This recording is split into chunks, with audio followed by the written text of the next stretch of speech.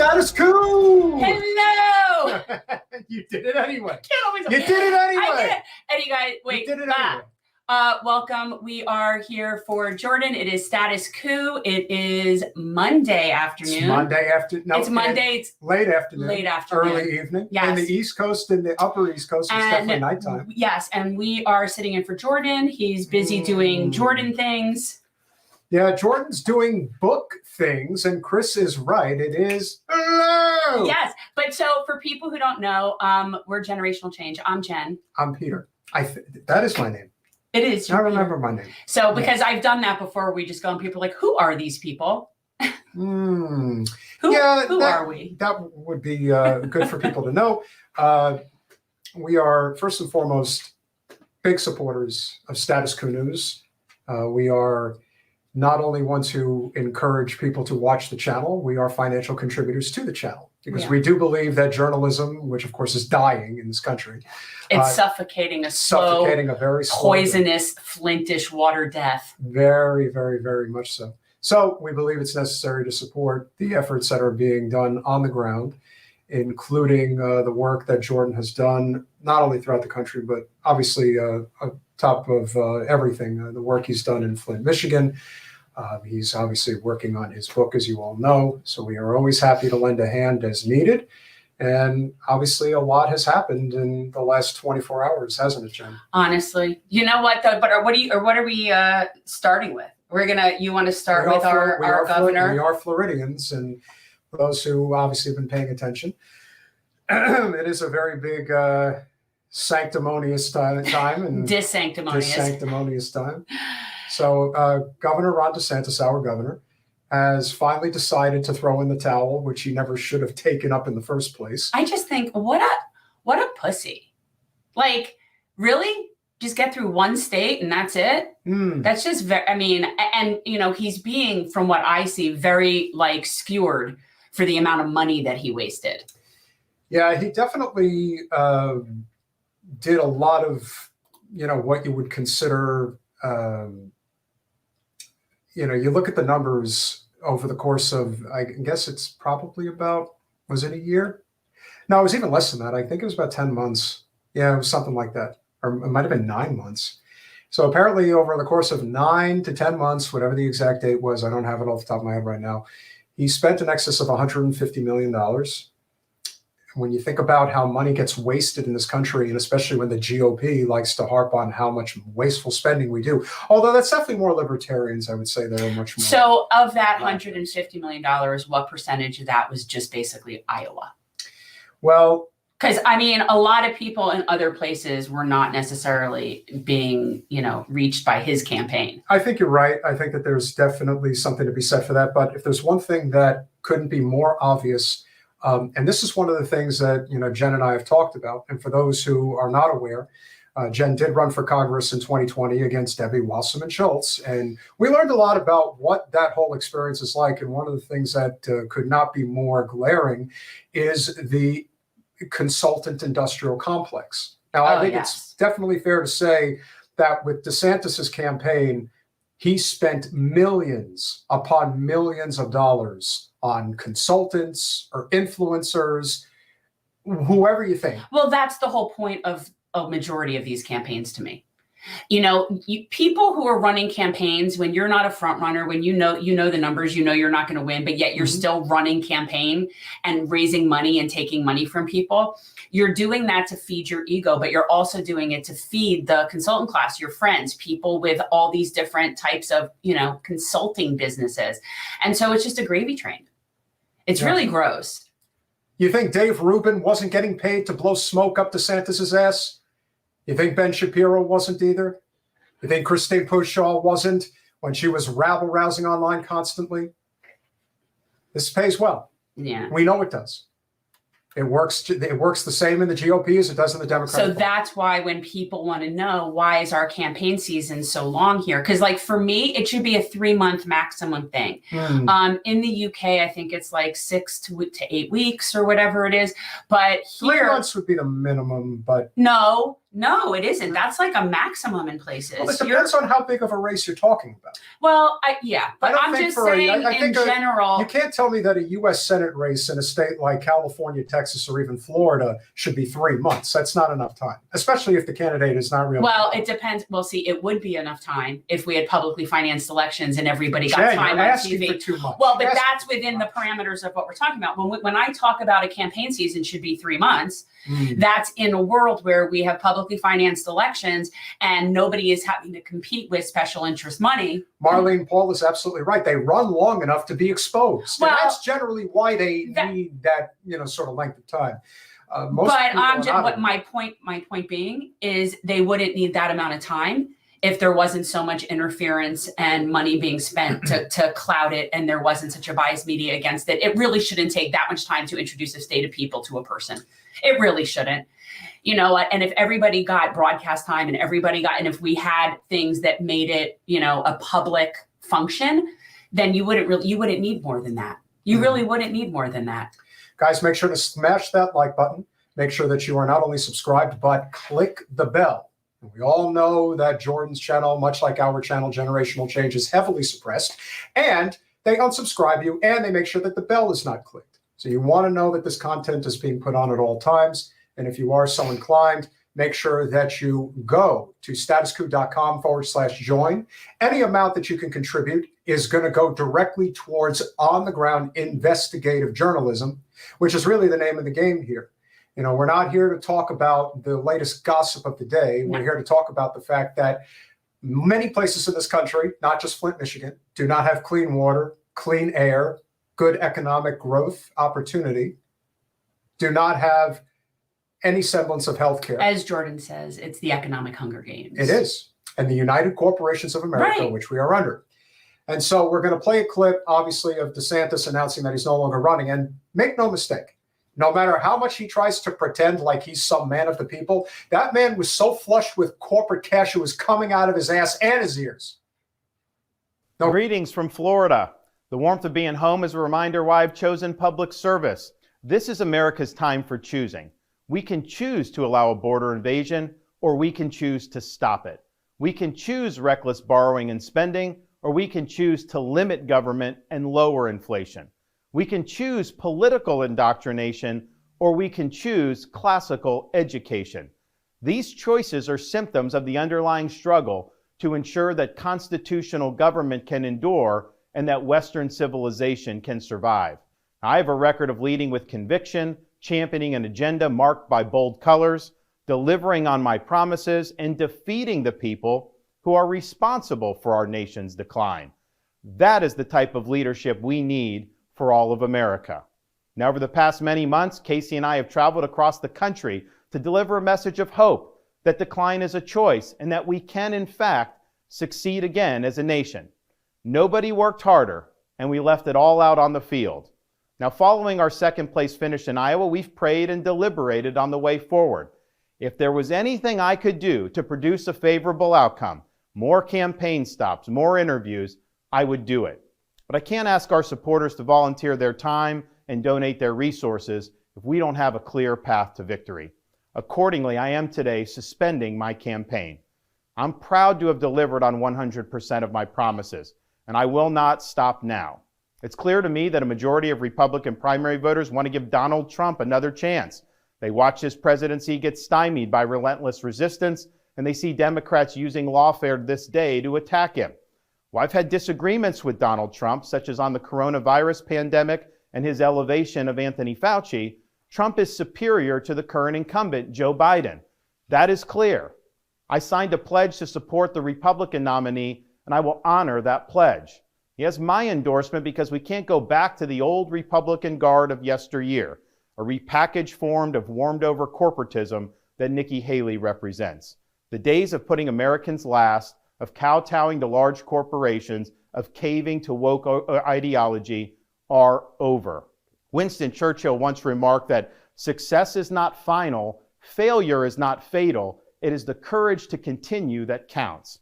While this campaign has ended, the mission continues. Down here in Florida, we will continue to show the country how to lead.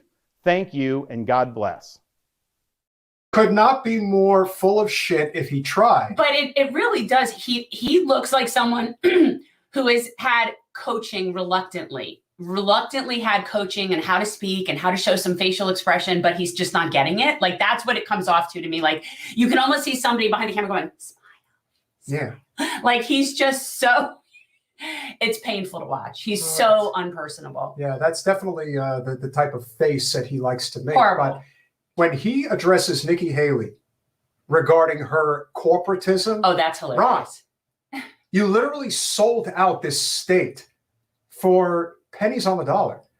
You know, when he decided he was going to run for president, there was heavy negotiation amongst many, again, free market capitalism, the way it would supposedly work if we actually had a system that had checks and balances, which of course can only happen if capitalism is blended with socialism, but it isn't.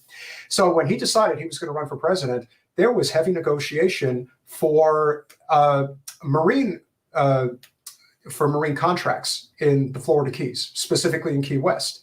And many people were competing, but ultimately he gave the contract to a company that gave him $1 million for his presidential run. Right. Again, don't ever claim that you're, and that's just one example. No, he's totally claim corporate. He's totally corporate. Well, because otherwise, is he suggesting that he raised that money on small dollar donations? Is he suggesting that he's a grassroots campaign in some way? Because to me, I don't understand. There's either you take corporate money or you do not take corporate money.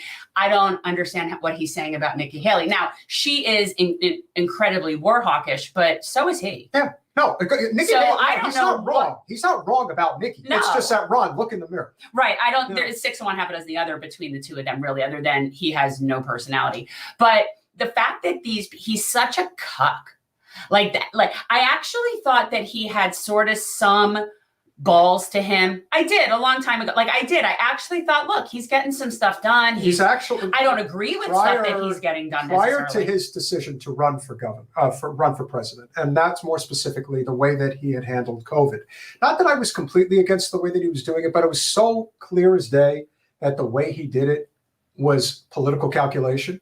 He saw it as an opportunity to grow his brand, his star, if you will. Which it was. It did work to a degree, but somebody blew enough smoke up his ass, convincing him that he would beat Donald Trump in a primary. Now, I will say, I did think that he would be competitive against Trump. I did think that he was a more stable hand. But he had demonstrated a lot different kind of leadership here prior to that, in terms of what he did environmentally, how he's handled different disasters, like how he's handled things has been very environmentally speaking, he was 10 times better than Rick Scott. Now, the bar is as low as can possibly be. People, we're seriously like battered spouses here. There were other things that he did. I'm telling you, you only get to see like that you know what, and I don't necessarily agree with the particular interaction in which this was based on, but I don't mind somebody telling Disney to stick it. See, people think Disney's the good guys. Disney's not the good guys. Disney's basically Florida mafia, and they've always 100%. Been like that. So, but point is, they've been skirting shit forever. But the way he did it just made him look like such an asshole. And if you're going to go after Disney, I'm 100% for it. But you're doing it in the context of I'm trying to screw you so I can benefit myself and other, corporate. Right. cronies. He was doing it for. He's not doing it out of the kindness. No, and it wasn't because he had some sort of real moral issue with the stuff that Disney's always gotten away with here in the state of Florida. Disney, I'm telling you people, Disney is like organized crime of Florida. Always has been that way here. And so for somebody to stand up to them, not a problem. And by the way, Disney treats their employees like crap. Disney employees are known to live out of their cars. So exactly. So we're not talking about that part. And they're of course record profits. So again, they are not the good guys just because they're cuter. But ultimately, when he decided he was going to run for president, more than anything else, he was going to run to Trump's right, specifically to the evangelical right. And that's where his decision to pass the 6-week abortion ban, effectively a ban, was the end of his presidential aspirations. It really pushed the Republicans in Florida away from him. Yeah. Like the reasonable people.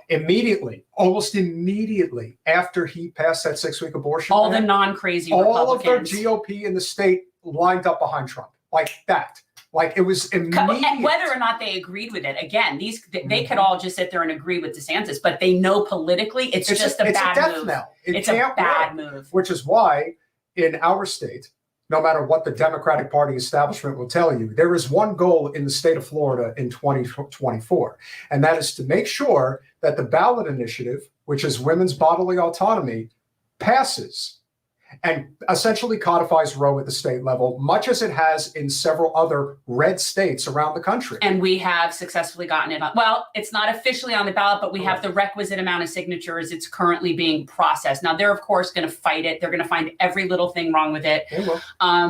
It's pretty sound, so I don't know that they're going to get away with it. And remember, people, we're in Florida, so we actually live amongst people that voted to require us to hit the 60% mark to pass a ballot initiative, as opposed to 50% plus one, which is what it should be. And shout out to the people in Ohio that were smart enough and weren't like the stupid people down here and didn't vote against their own self-interest.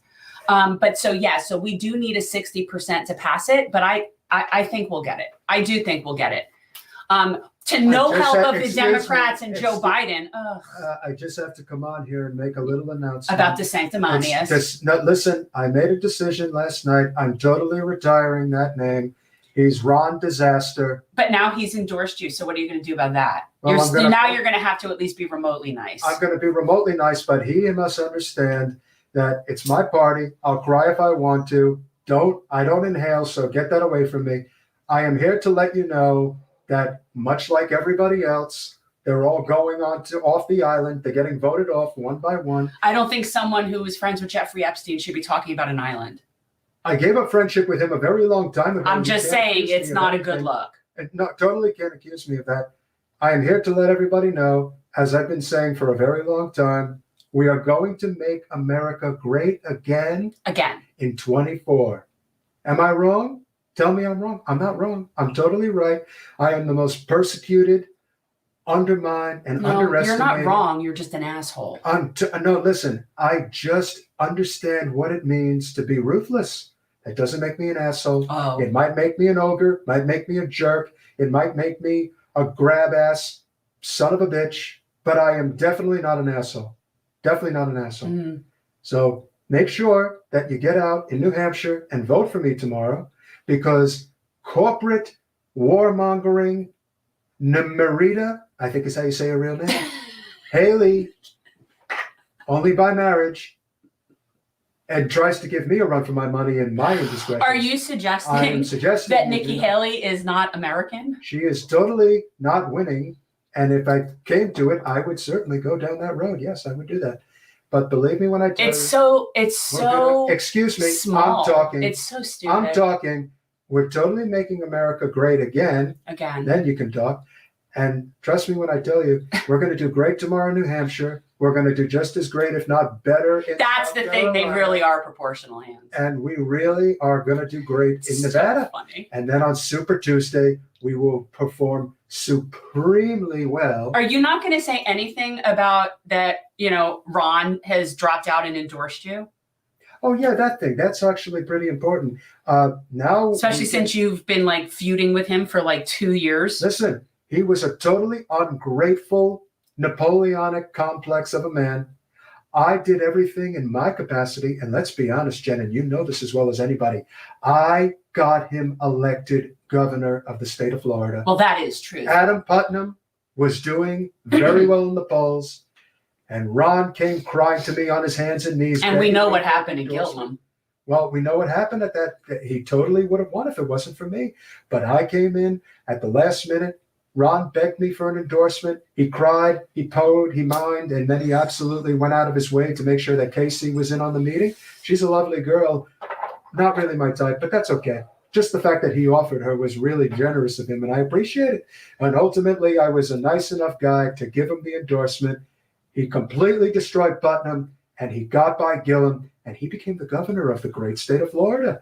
And I am the reason that happened. Ugh. And he totally was unappreciative and didn't pay respects. He was an ingrate. Really. He was a total ingrate. You totally get it. You totally understand. Loyalty is the name of the game. It is. And I'm a very loyal person, extremely loyal. And he could have been loyal He chose not to be. But now he's apparently going to be. So there you go. That's how your He's gonna party be works. Twice as loyal as Oh, he now was you've got last him on time. a leash. Oh, believe me, it's a big leash with sharp pointers. It's very, very painful. So he's definitely going to stay in line. Trust me, he's not going to do anything inappropriate.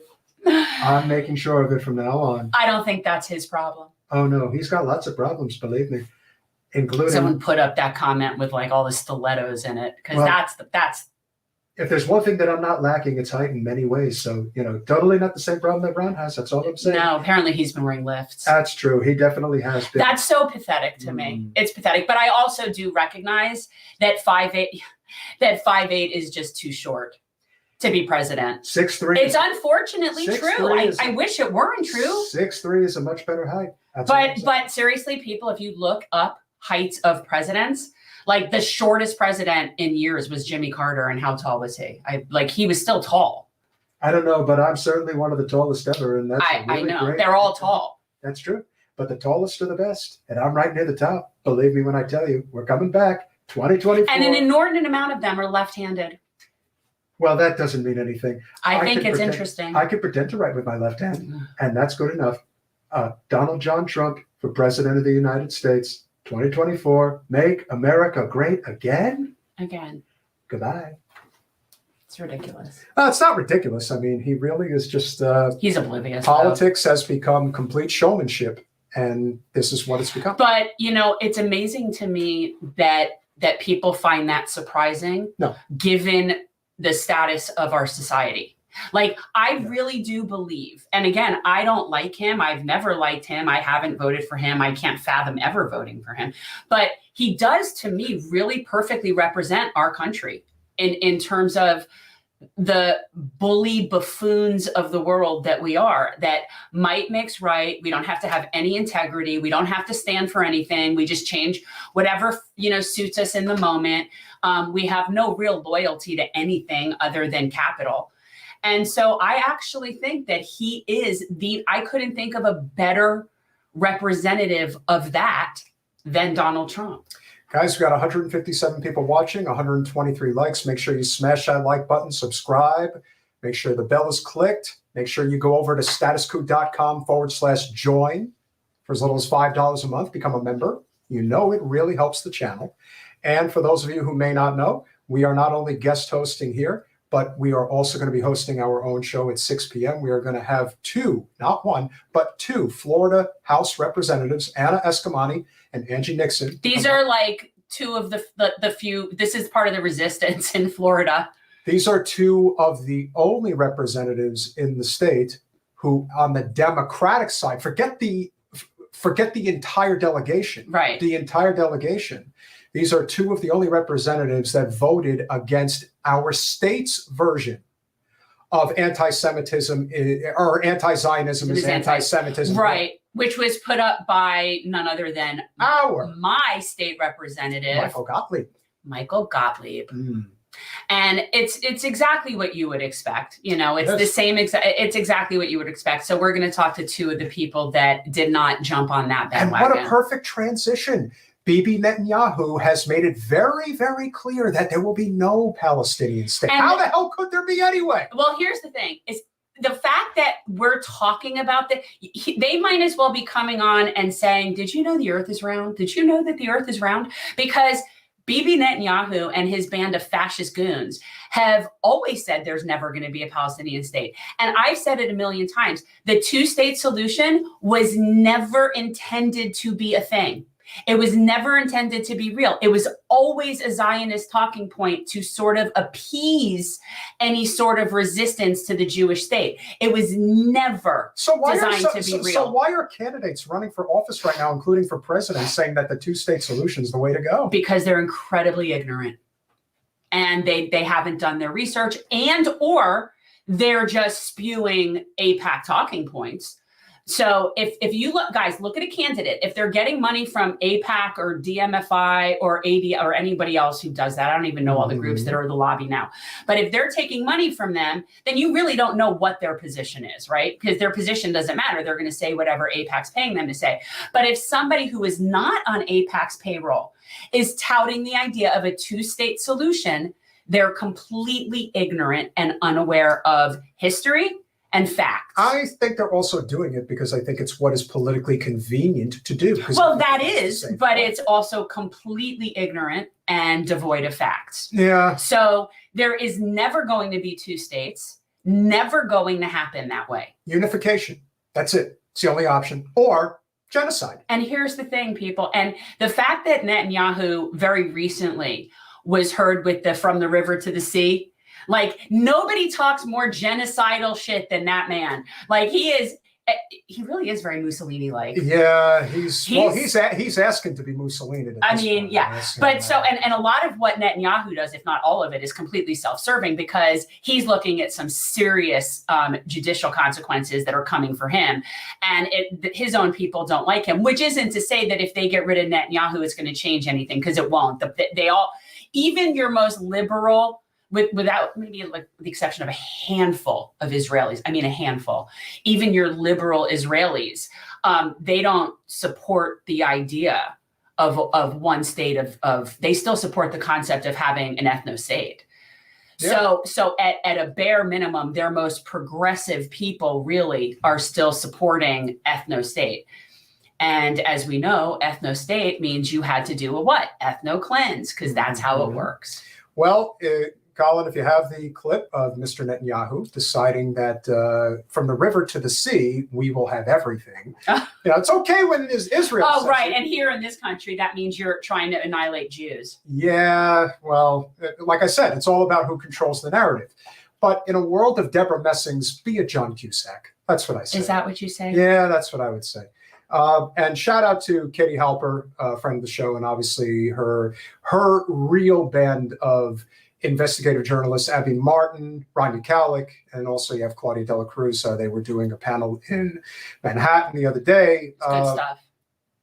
I mean, they really pointed out the fact that you have this contingent of C-list or D-list, Jewish celebrities, if you want to even call them celebrities for that matter. That's so unfortunate. I mean, as far as I'm concerned, of all the people who are doing it, Michael Rappaport, to me, strikes me as somebody who's doing it because he thinks it's going to help his career in some way. I don't know. I think he's just I crazy. really think he believes it. I think he's just nuts. But he also thinks that this is, the more I lean into it, the fact that he went over to Tel Aviv, to me, that speaks of and this is going to help. In all truthfulness, for me, in any case, regardless of what religion it were, like if Israel happened to be a Christian state and whatever, I would be equally against that. Like I don't like the idea of anything wherein not everybody has equal rights in that location. Like to me, that's just not okay. But I think he's a nut job. This is also one of the more difficult things that we've had to deal with, as Chris Garrett, friend of both shows, has pointed out.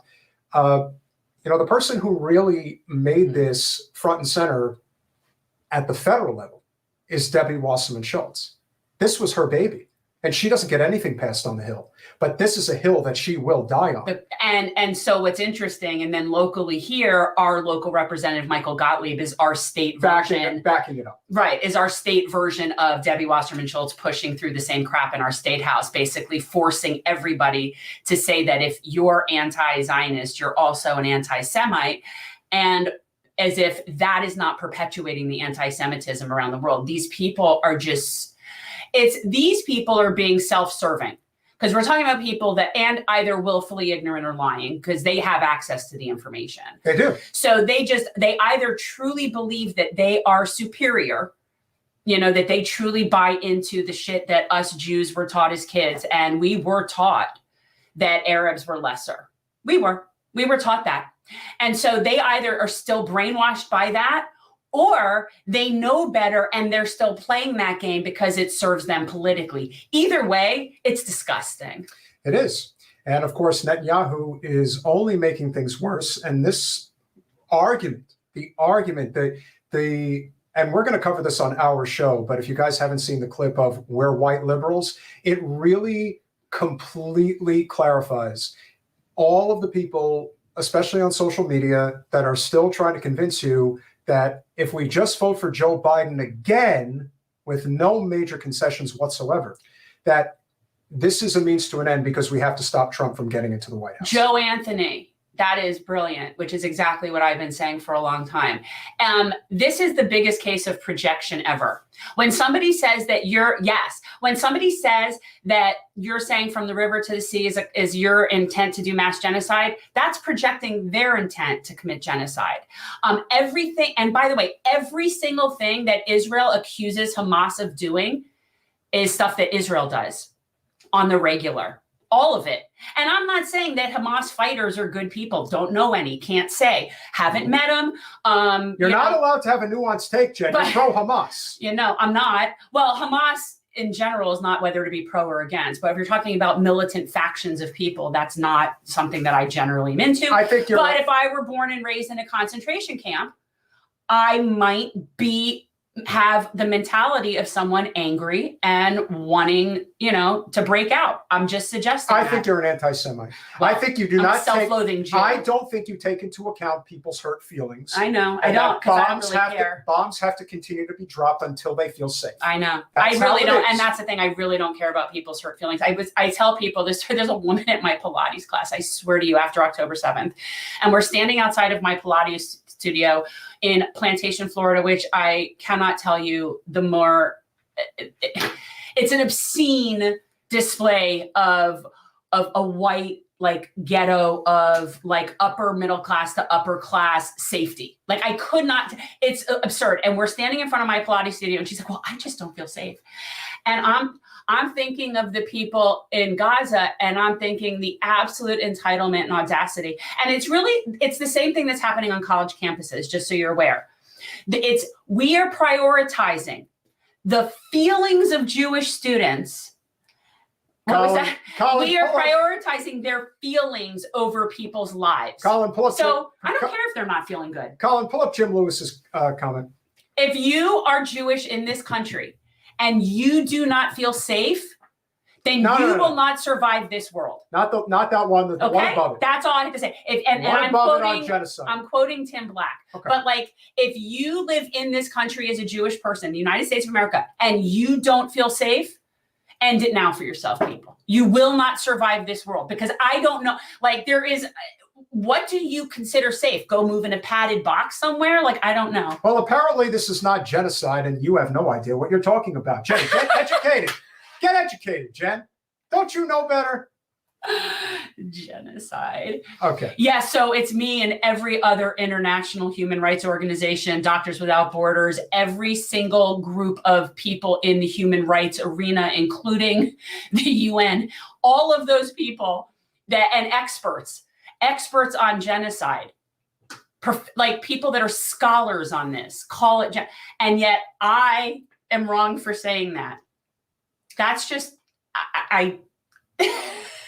It is now estimated that between women and children, that over 33,000 people, Palestinian people, have been killed.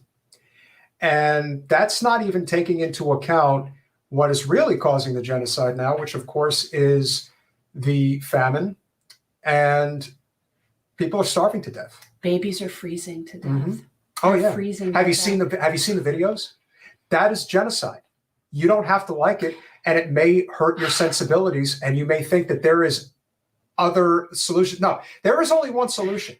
There is no such thing as an ethno-state. There is an ethnic cleanse, which is happening, and you are this close to drawing Iran into this conflict. And let me assure you, if they get involved, this is not going to end well for Israel, because the end goal here is to eventually completely take over the region. And if you think that Hamas committed genocide. First of all, a lot of the people that died on October 7th were shelled by the IDF. Do you know how And now many, we're seeing more and more evidence of that. do you know how many Palestinians were killed by the IDF before October 7th in the year of 2023? Do you know how many? About 700. And do we know how many people have been killed in the West Bank, which has nothing to do with Hamas, on the regular, which has been ramped up exponentially since October 7th? That's what this is. It is. It's so this. ridiculous. I'm Anybody, not touching if you. you think I'm not touching you. that October 7th is a genocide, then you really need to educate yourself. October 7th was armed resistance. And you know what? When Israel says they have the right to defend themselves, actually international law says not in this case. Interestingly enough, an occupying force does not actually have a legal right to defend itself against an attack from the occupied of their, of who they're occupying. The problem is that Zionists will literally twist themselves into a pretzel to convince you that it's not an occupied territory. Well, they could say that, but again, everyone disagrees. And at some point, what makes things true at some point is agreement. It's just the way it works. So if it's sort of like 4 out of 5 dentists, 4 out of 5 people called a genocide, we're going to go with that. You know what I mean? And, my late uncle was a genocide scholar. So it's something that I have known, studied, heard about like forever. So I just find that kind of, extremely ignorant. When people say that they're uncomfortable, they say that they don't like the way that they feel on campuses. Well, this again gets back to the whole concept of American privilege. It's no different than people who tell you, you better vote for Joe Biden or you're a terrible person. There's no context, there's no nuance, because ultimately we as a nation are unbelievably privileged, even the people who are not living well. You know why? Because if there's one thing we don't have to worry about in this country, it's death from above.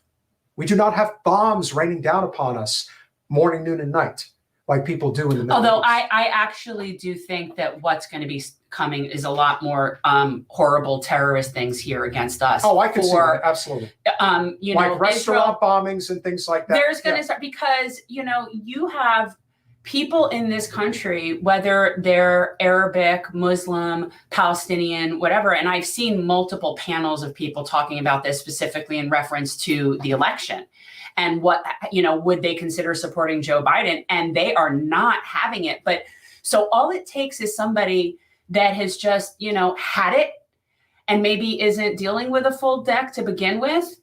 And you have a place with access to firearms out the union. Like, it's only a matter of time. It is. Before it's just worse and worse. And what people like Debbie Wasserman Schultz and Michael Gottlieb are doing are causing people to aim their anger at Jews. Correct. And they know it. And they know it. And also simultaneously, it is also stirring up huge Islamophobia. Both of those things are happening at the same time. See, now what people like Debbie Wasserman Schultz likes is they like to be able to play the victim card. They like Jews to be the perpetual victims, because if you're a perpetual victim, then nobody can ever attack you or question you or challenge you. And you could just cry crocodile tears and be a victim. And they love to keep Jews as victims. Jews are not victims. We're survivors. And what is the universal truth about every one of these particular Jews that does things like this? We're not just talking about Michael Gottlieb and Debbie Wasserman Schultz.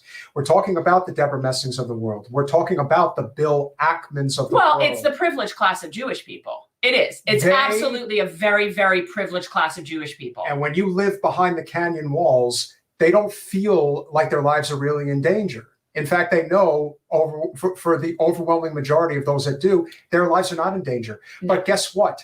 Just because the billionaire class in the United States is predominantly Jewish, that does not mean that that is where the overwhelming majority of Jewish people in this country happen to live. The average Jewish person in this country is probably in the middle class level of society, which means that they are just as vulnerable as anybody else. And when they start getting targeted because of people who are in the privileged class that can get away with this because they never have to worry about reprisal. Debbie Wasserman Schultz does not go to any public events down here that are not completely coordinated. Completely. She'll never be anywhere where any regular person can come up and talk to her, ever. Ever. And in all fairness to her, rightfully so. If I were her, I wouldn't either, because, there's just too many people she actually thinks that some people are trying to assassinate her. And to me, if I thought people hated me that much, I might want to consider some things, but I think that is true. And we've seen that many a times where, although I'm getting so much hate now, I shouldn't say that. No, but that is a form of narcissistic personality disorder where you think that everything is related to you and it's because of your plight and your fear and take into account what other people are going through. But people don't want to do that. And no one is going to speak up to this, more so because, as Jordan so rightly points out on Status Coup all the time, this is the United Corporations of America. and the United Corporations of America love Israel more than any other nation, including this one. Oh, Why? yes. Because their outlet into the Eastern Hemisphere starts in Tel Aviv and Jerusalem. And why is that so significant? Well, it's funny you should ask, because in Gaza, which has been completely decimated. And by the way, they're digging up cemeteries now. Pipeline. There is a natural gas pipeline worth probably trillions of dollars that is being controlled by the multinational corporations that run this nation, and they want that money and that power. There is never enough. Pigs get fat, hogs get slaughtered. And they're crossing over to a point. They will never be redeemed from this. Israel cannot come back from this. They are a permanent pariah state, and they should be treated as such. And I wish that I had a connection to one of the Satar sect, the Jewish sect, the ones that are very anti-Zionist and have always been anti-Zionist for a myriad of reasons. And I think his name is Rabbi Feldman. I'd love to get him on here. But you know what? The idea, as someone who is raised Jewish, the idea of desecrating graves, I cannot begin to tell you. And so for people to be considering that, that these are real Jews are desecrating, it's unforgivable. It's just unforgivable. And I just cannot fathom. Colonel Wilkerson, who has been one of our top guests, has said, and I quote, that the state of Israel will cease to exist in 20 years. And he's probably right.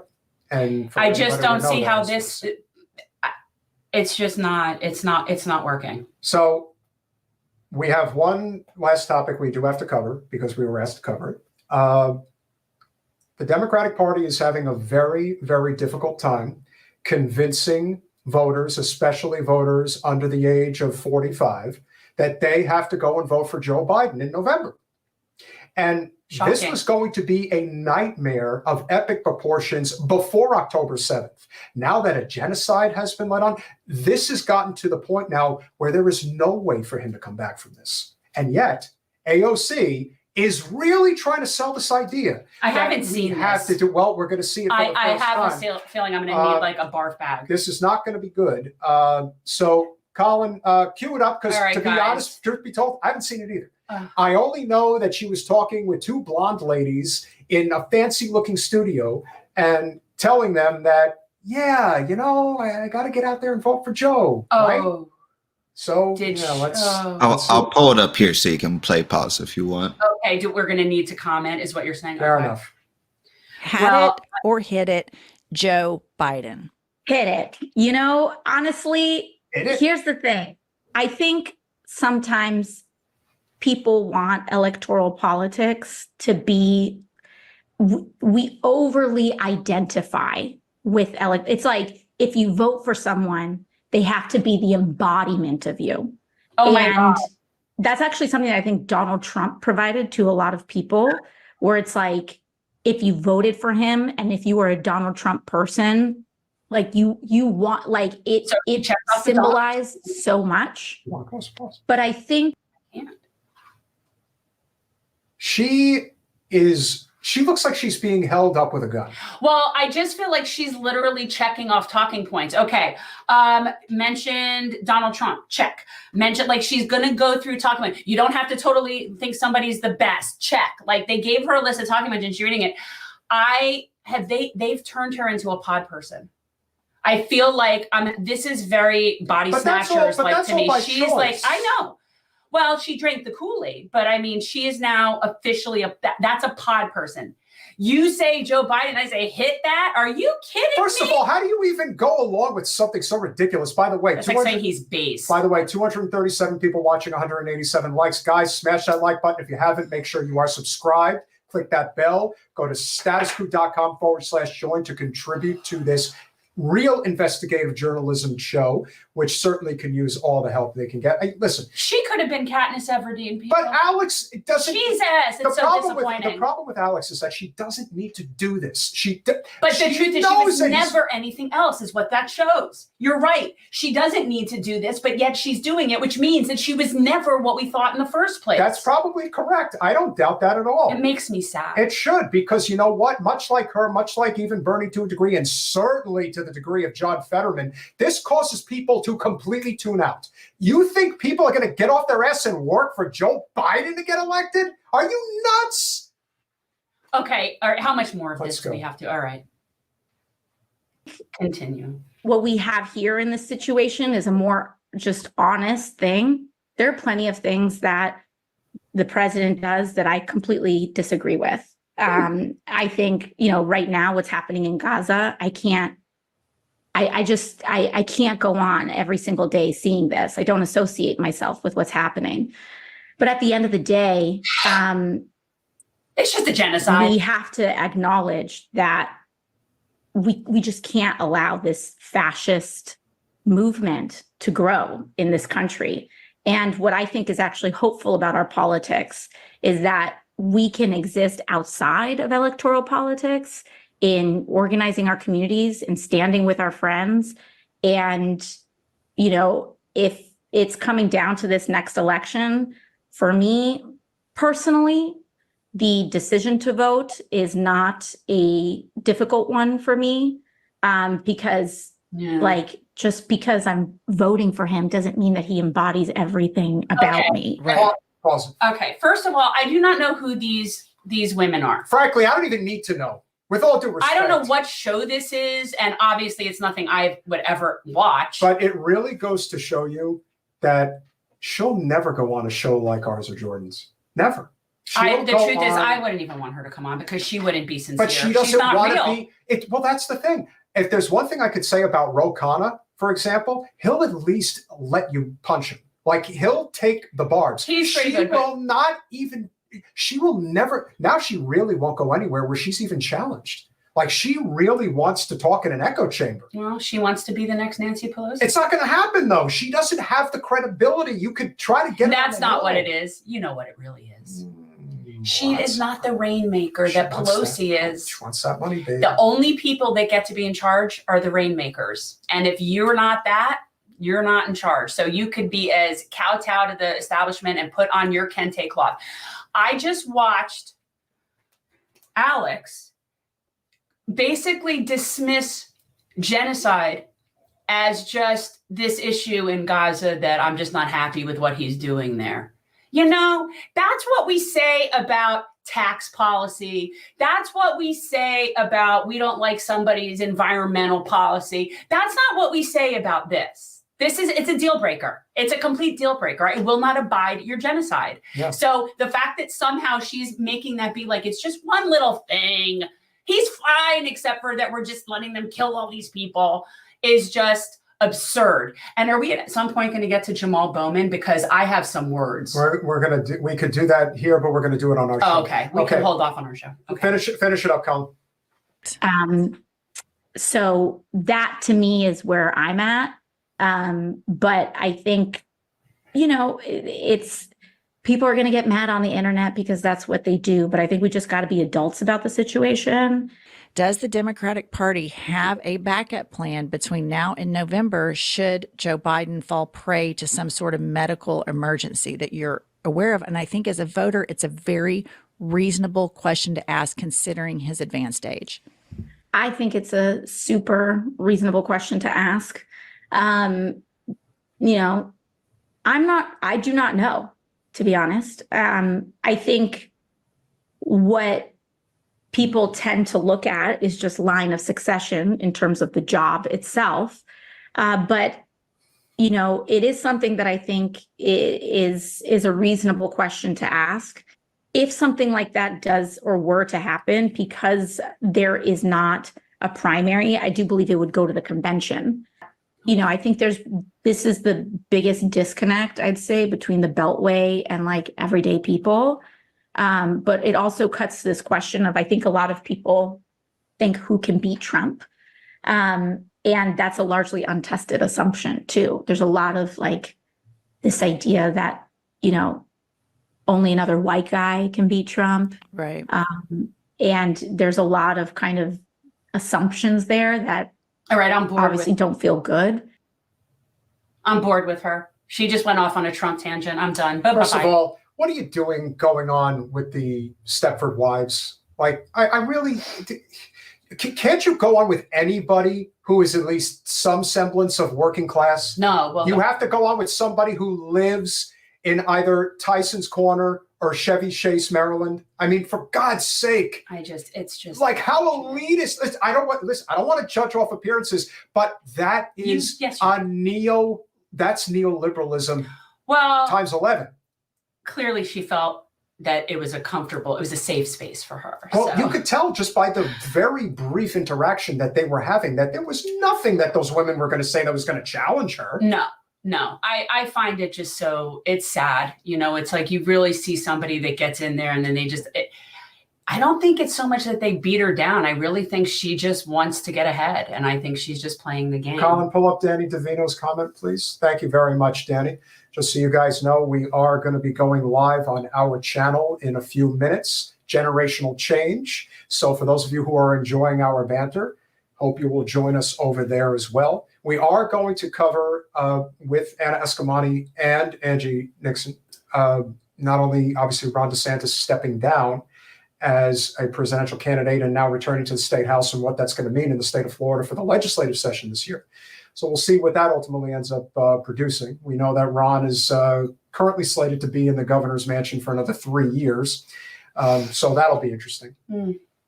Yeah. We also have to talk about, briefly before we go, the fact that, AOC is not the only one who's guilty of kowtowing to the Democratic Party establishment, more specifically the AIPAC Democratic Party establishment. I just don't know why she's doing it.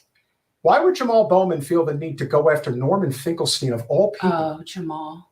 And what would probably make this even more despicable is the fact that it's probably very likely that Norman is a constituent of Jamal Bowman.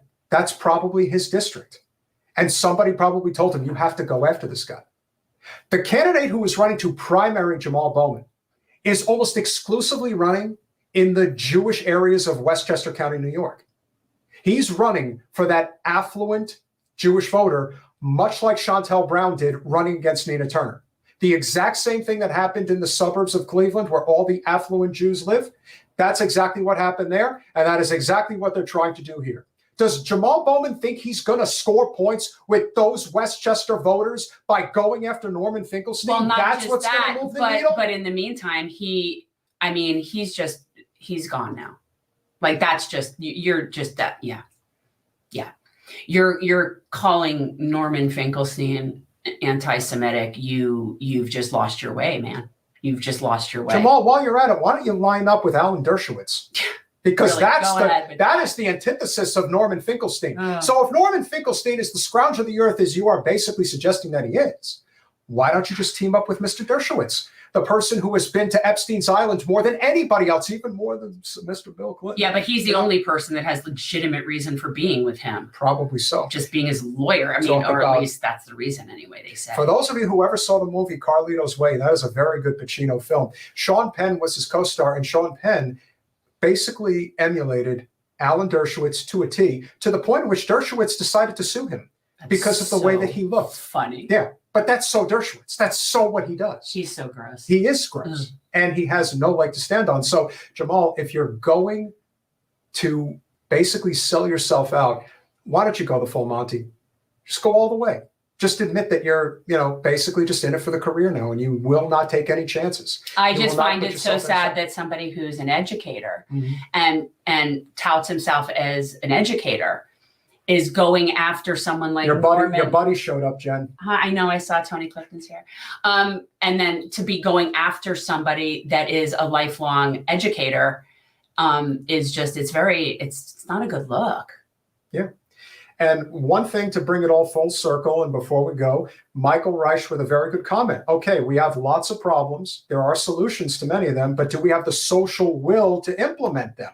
And that is the point. And where is that social will going to come from? Well, let me assure you, as important as electoral politics are, and they are important, that is not where the will is going to come from. It's going to come from labor. And there is no person in the labor movement right now who is exemplifying it better than UAW Shawn Fain. By the way, I saw a recent clip of him. I saw a recent photo of him, and I might be hallucinating, but does he have like a beard goatee situation going on right now? Because I might lose my shit. Jen's trying to get a date with Mr. Fain. Well, he's probably married. I love him, but I think I saw a picture of him like from the past couple of days, and that it looked like he's going goatee.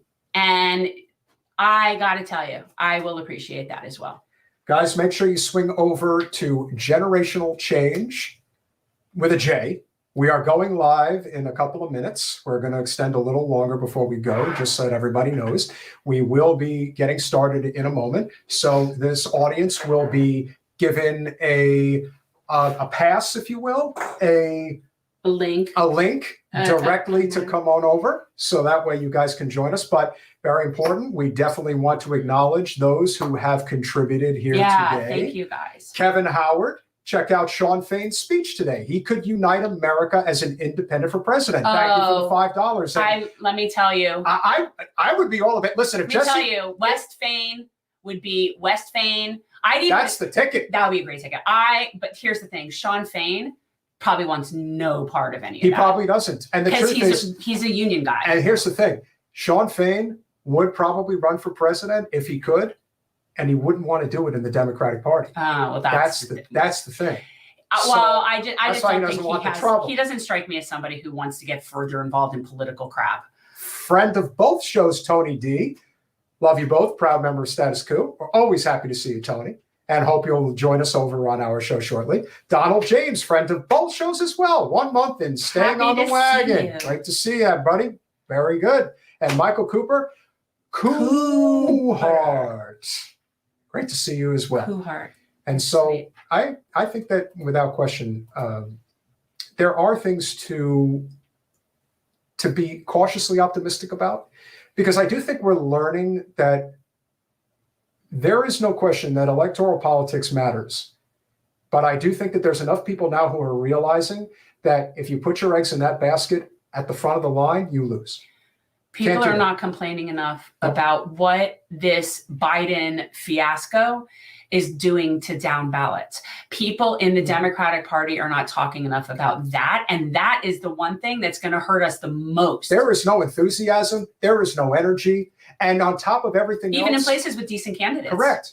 Donald Trump did not win. Joe Biden didn't win. Donald Trump lost. And Joe Biden barely won. You really have to look at it from the perspective of everything came together against Trump all at once, leading at the top of the pandemic. If that doesn't happen, he was an 80% favorite to win re-election, which is a significantly high number, even though most incumbents get reelected. Joe Biden is less popular now than Jimmy Carter was at his worst. And also something I heard, and I don't know this. He's entering W. Bush territory. Yeah. Like that's how bad it's not good. But somebody can look this up, but I could have sworn that somewhere I read that Joe Biden, he won Michigan by I forget however many, 150,000, whatever the number is, somebody's got to look up, but that there are more registered Arab American voters than that in Michigan. And he is not going to be able to win that state because the Muslims, and we're not just talking about Palestinians. It doesn't have to be Palestinians. They're not having it. The Muslims aren't having it. And I saw it again. But so literally that could cost him Michigan. Yeah. And that's a big problem. Which is why we have to focus on the things that we can control. Like we said, in the state of Florida, we have a huge, huge ballot initiative to get women's bodily autonomy codified. We're working on it. Yeah. If these other states can do it, even if they're voting red, let me tell you, when it comes to these singular issues, populism to the left is where the country is. And we have to remember that. So those things are very, very important. For those of you who tuned in today, thank you so much. Make sure that you come and join us on Generational Change, which is where we're going right now. Smash that like button. Make sure you are subscribed to Status Coup News. Make sure that you go to statuscoup.com/join For as little as $5 a month, you could become a contributor to this real investigative journalism channel. Definitely worth donating. It really is, because that's how we're able to find things out. Because otherwise, they're trying to keep us all stupid. But we're smarter than stupid. So we have to support the people that are trying to educate us. Absolutely.